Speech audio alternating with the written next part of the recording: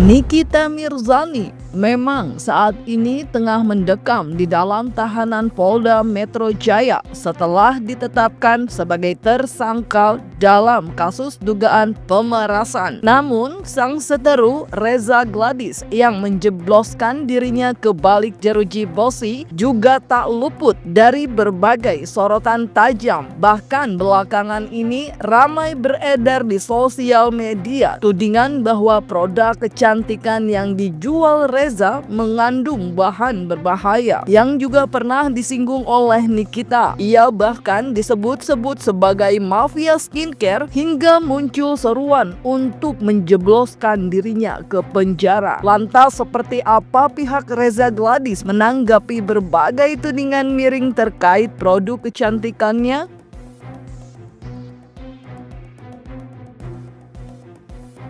Dokter Reza Gladys yang licik berlindung di balik kedokterannya yang kalian tidak tahu, gue tahu. Nih, Gladisa. Ini cuma ditempel stiker. Ini dijual di e-commerce di akun pribadinya dia. Tidak ber-BPOM, tidak boleh dilakukan di rumah. Dia jual 2 jutaan. Ini produk yang gua tahu, si Reza Gladys ini tidak boleh gua spill produk ini.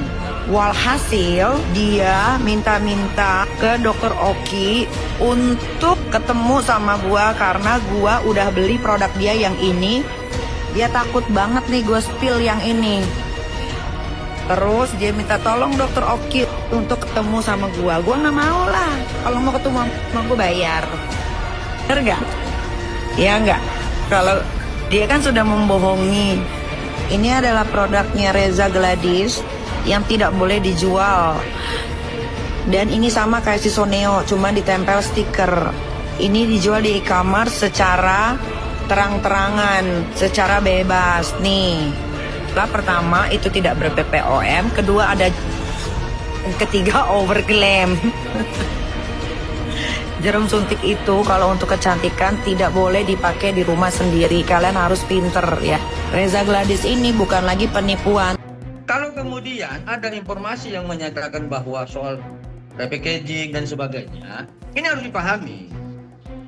Klien kami itu kan memaklonkan produknya kepada pabrik. Lalu kemudian, anggap ini contoh ya, contoh. Dia memaklonkan produknya di pabrik dengan 1 juta pieces misalkan.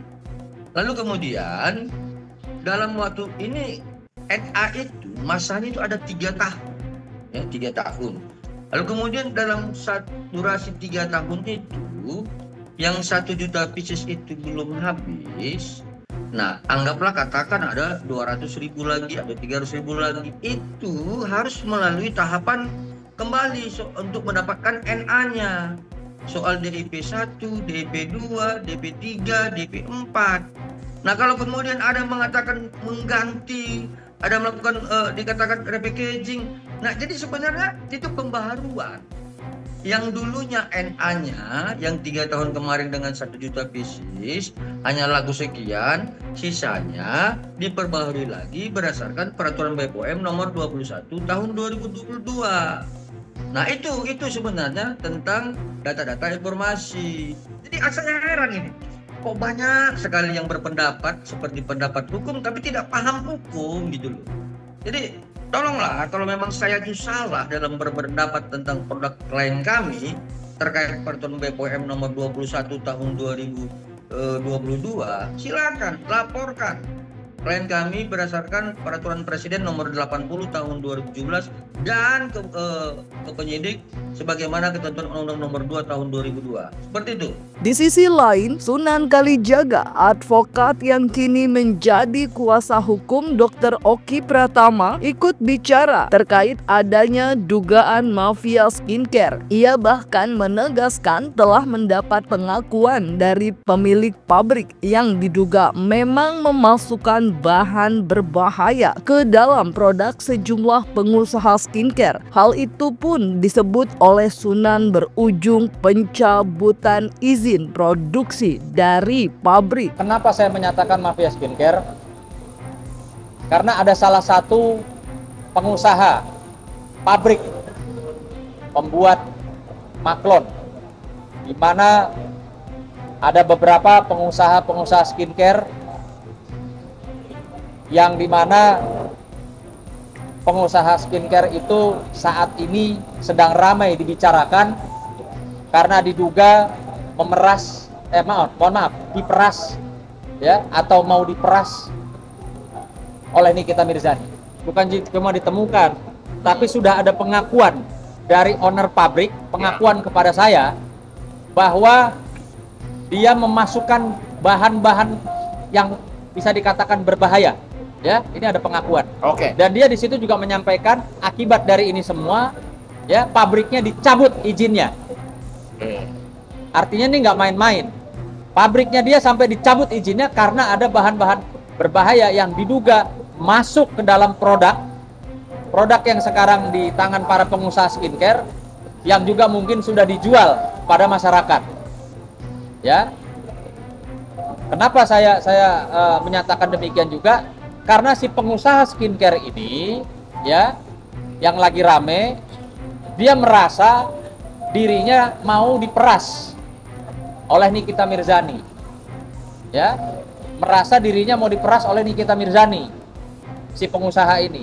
Nah, pengusaha ini ngambil barangnya dari pabrik yang berkomunikasi dengan saya, yang curhat sama saya bahwa barangnya itu mengandung bahan berbahaya dan karena itulah izinnya dicabut. Tak terima dengan berbagai tudingan yang menyerang kliennya, Julianus Sembiring pun menantang semua pihak yang menganggap produk kecantikan Reza Gladys mengandung bahan berbahaya untuk melaporkan ke pihak berwajib. Ia pun menegaskan bahwa seluruh produk yang diperjualbelikan Reza melalui tahapan yang sudah ditentukan. Karena itulah, menurut Julianus, daripada berkoar-koar di media, lebih baik menempuh jalur hukum sesuai prosedur. Bahwa produk dari klien kami itu pada prinsipnya dari awal saya sampaikan adalah bukan ilegal, ya. Jadi terkesan bahwa selalu klien kami itu dikejar-kejar, dicari kesalahannya dan sebagainya. Contoh misalkan kemarin soal suntik-suntik, lalu sudah saya jawab, bukan itu tidak berdasarkan apa yang disampaikan, lalu kemudian penindakannya ada di klinik. Nah, sekarang ada lagi isu-isu yang sepertinya menyalahkan dan menunjukkan klien kami. Jadi begini, saya perlu jelaskan bahwa produk klien kami apapun itu mereknya, pertama sekali bahwa itu beredar berdasarkan hasil notifikasi dengan tahapan pre-market dan post-market sebagaimana ketentuan Peraturan BPOM nomor 21 tahun 2022. Nah, ada 4 tahapan ya, 4 tahapan yang disebut 4 tahapan DIP ya. Saya coba bacakan di sini ya. Soal tahapan DIP pertama, itu klien kami harus memenuhi unsur tentang syarat administrasi. Ya, contohnya tentang fotokopi NIB-nya, fotokopi sertifikat, CPKB dan sebagainya. Lalu kemudian adanya perjanjian antara klien kami dengan pabrik yang memproduksi. Lalu kemudian DIP kedua adalah tentang soal bagian mutu dan keamanan bahan kosmetik tersebut. Kemudian tahapan ketiga adalah tentang DIP 3, yaitu tentang data mutu kosmetik yang disesuaikan dengan formula yang diinginkan untuk dinotifikasi. Lalu yang keempat, DIP-nya adalah tentang data keamanan dan kemanfaatan. Lalu setelah tahapan DIP 1, 2, 3, 4 sudah dilalui, maka dikeluarkanlah yang namanya notifikasi atau dinedar. Nah, pertama-tama saya dan Bang Sunan juga sudah punya komitmen bahwa setiap korban dari para skincare yang saat ini beredar, mohon hubungi kami. Itu komitmen kami sampai hari ini pun masih tetap berjalan. Yang kedua, bahwa untuk pengusaha, ya, pengusaha kosmetik atau dalam hal ini adalah skincare yang ada dugaan ada bahan-bahan berbahaya, bahkan ada dugaan mafia skincare, kami juga minta kepada pihak pemerintah, terutama Kementerian Kesehatan, dan juga BPOM untuk turun tangan mengevaluasi yang namanya izin yang pernah dikeluarkan kepada perusahaan kosmetik atau skincare yang beredar saat ini. Tak terima dituding sebagai mafia skincare, Reza Gladys pun melaporkan akun media sosial yang dituding menyebarkan fitnah terhadap dirinya ke Polres Metro Jakarta Selatan. Reza dan sang suami At-Taubah Mufid mengaku bahwa mereka sebenarnya tidak ingin semua menjadi seperti sekarang ini. Namun keduanya mengaku apa yang terjadi sudah sangat melewati batas sehingga jalur hukum akhirnya menjadi pilihan terakhir. Terima kasih rekan-rekan untuk inisial RG datang ke Polres Metro Jakarta Selatan sekira semalam ya jam 1, kemudian melaporkan satu akun. Ya, itu yang dilaporkan oleh inisial RG. Akunnya apa? Akunnya pemilik akun IG atas nama Suara Netizen. Ya, kenapa dilaporkan? Karena RG merasa dirugikan dengan menyebut bahwa dokter mafia skincare Indonesia dengan memosting foto RG. Itu yang dilaporkan oleh saudara RG. Kalau itu saya kurang tahu soal itu. Saya kurang tahu.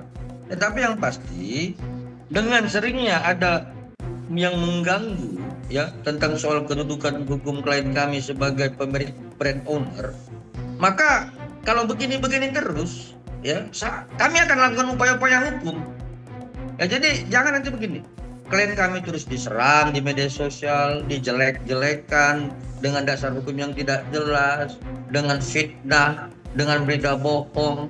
Lalu apakah kami harus diam? Nah, kami kan nggak harus diam. Kami sebagai kuasa hukumnya akan memberikan nasihat-nasihat hukum terhadap klien kami, dan kemudian klien kami itu melakukan upaya-upaya hukum. Jangan juga dong ketika klien kami melaporkan dan dengan upaya-upaya hukum, jangan dibilang sedikit-sedikit melapor, sedikit-sedikit melapor. Memangnya yang menyerang itu punya kesadaran hukum atau tidak? Seperti itu.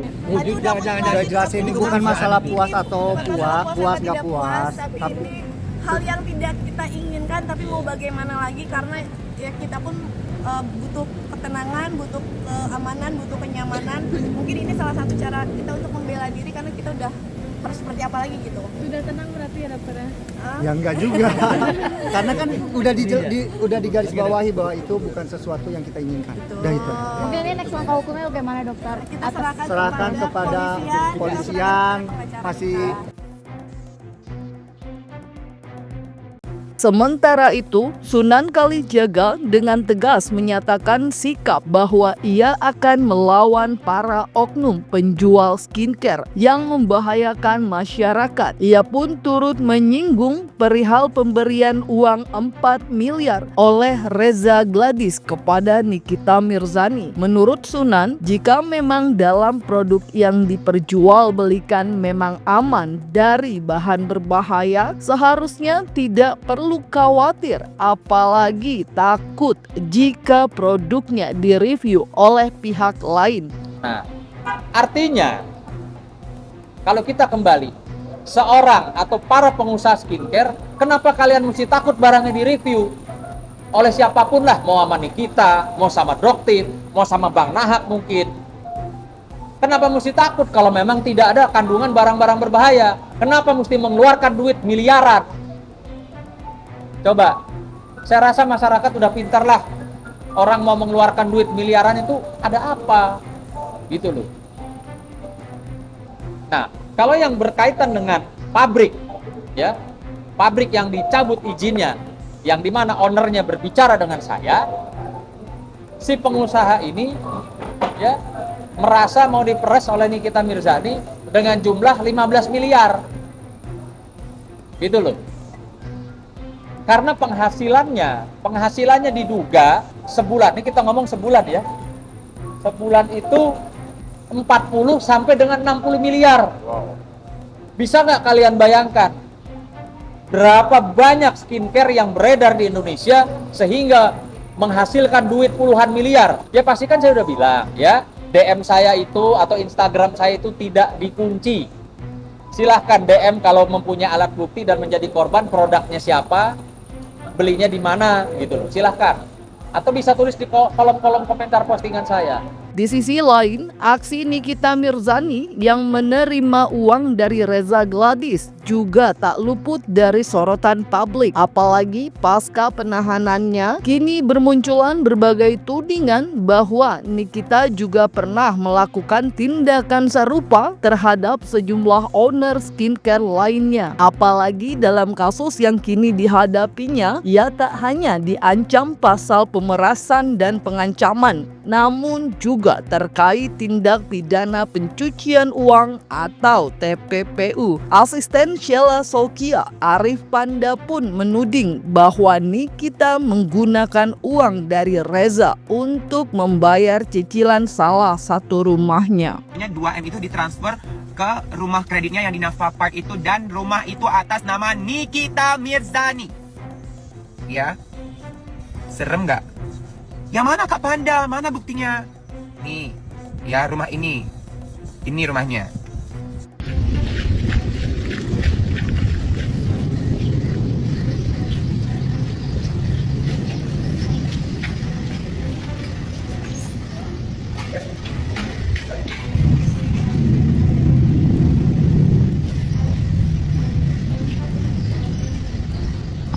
Rumah itu loh, ya, yang dibuat untuk anak-anaknya supaya bisa memberikan kehidupan yang baru. Tentu bisa memberikan kehidupan baru untuk anak-anakmu dan juga kehidupan baru untukmu. Cuma beda tempat aja. Anak-anakmu di situ, nanti kau di rumah yang baru gitu ya. Jahat menurut aku ya. Terhadap tersangka saudari NM dalam 2 kali proses BAP sebagai tersangka diajukan 109 pertanyaan. Kemudian terhadap tersangka saudara IM dalam proses 2 kali BAP sebagai tersangka diajukan 99 pertanyaan. Setelah didapatkan bukti yang cukup, kemudian adanya barang bukti yang sudah disita. Barang buktinya ada dokumen atau surat, ada 9 dokumen, pernah kami jelaskan sebelumnya. Ya, ada 9 dokumen. Kemudian ada barang bukti digital, ada flash disk dan juga handphone. Kemudian ada juga barang bukti hasil ekstraksi barang digital, dan juga dilakukan pengambilan keterangan 5 ahli dalam proses ini. Kemudian penyidik juga telah melakukan pemeriksaan terhadap 16 saksi. Inilah fakta-fakta, alat bukti, dan barang bukti yang telah dikumpulkan oleh penyidik hingga akhirnya proses kemarin berawal dari laporan, pendalaman, gelar perkara, naik ke penyidikan, kemudian penyidikan, pemeriksaan saksi-saksi, hingga penetapan tersangka, dan sore hari ini penyidik telah melakukan penahanan terhadap 2 tersangka.